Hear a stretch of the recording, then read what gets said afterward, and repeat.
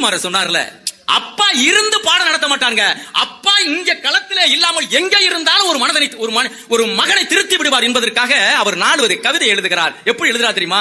நான் முத்துக்குமார் தான் எழுதுறான். அப்பா அவர் எழுதுகிறார் பாருங்கள். அப்பா சாயலில் உள்ள பெட்டிக்கடைக்காரரிடம், அப்பா சாயலில் உள்ள பெட்டிக்கடைக்காரரிடம் சிகரெட்டு வாங்க நினைக்கும் போதெல்லாம் எனக்கு 2 கைகளும் நடுங்குகிறது என்று சொன்னால், அப்பா முன்னாடி இருக்க வேணாம்ங்க, எங்கேயோ இருந்தாலும் அப்பாவுடைய நினைவே அவரை வழி நடத்துகிறது என்று சொன்னால், நான் இப்படி சொல்லி நிறைவு செய்ய ஆசைப்படுகிறேன். எப்படி தெரியுமா? அப்பா அவங்க வீட்டுக்கு போற வழியில ஒரு சின்ன ஆறுங்க, அதை கடந்துதான் வீட்டுக்கு தினந்தோறும் போகணும். இப்ப அப்பாவும் மகனும் வெளியில வந்துட்டு போறாங்க.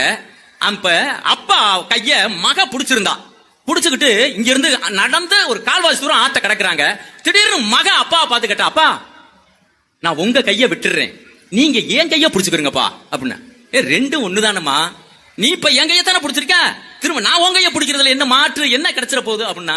இப்ப அந்த மக சொன்னா பாருங்க, அப்பா ஏன் தெரியுப்பா என் கைய உங்களை பிடிக்க சொல்றேன், அந்த ஆத்த கடந்து போகும்போது பாருங்க அந்த தண்ணி இழுக்கும்பா, அந்த இழுக்கிற பயத்துல ஒருவேளை பயந்து நான் உங்க கைய விட்டாலும் விட்டுருவேன், என்னை தண்ணி இழுத்துட்டு போயிருக்கோம். ஆனா நீங்க என் கைய பிடிச்சிருந்தா உசுரே போனாலும் என்னை கரை சேர்த்துருவீங்கப்பா அப்படின்னு அவ சொன்னால்னா, அந்த நம்பிக்கையை புரிந்து கொள்ளுங்கள். அப்பா பத்தி, அப்பா கைய பிடிச்சிட்டு போகும்போது எவ்வளவு நம்பிக்கை அவதான் சொன்னா. எப்படின்னா அழகா சொன்னா பாருங்க, அப்பா கைய புடிச்சு நடந்தா தெரு அழகாக மாறும், அவர் ஆசைப்பட்டு கொஞ்சும் போது அவர் மீச முடிக்கிறோம், பார்க்கத்தாளு கொஞ்சம் அழுக்காக இருப்பாரு, பச்சை புள்ள போலத்தான் எங்கள் அப்பா சிரிப்பாரு, அப்பா கைய புடிச்சு நடந்தா தெரு அழகாக மாறும், அவர் ஆசைப்பட்டு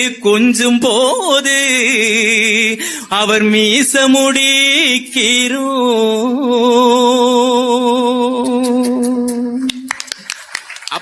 அப்பாவை இன்னும் நிறைய பேர் புரிஞ்சுக்கிறது இல்லைங்க.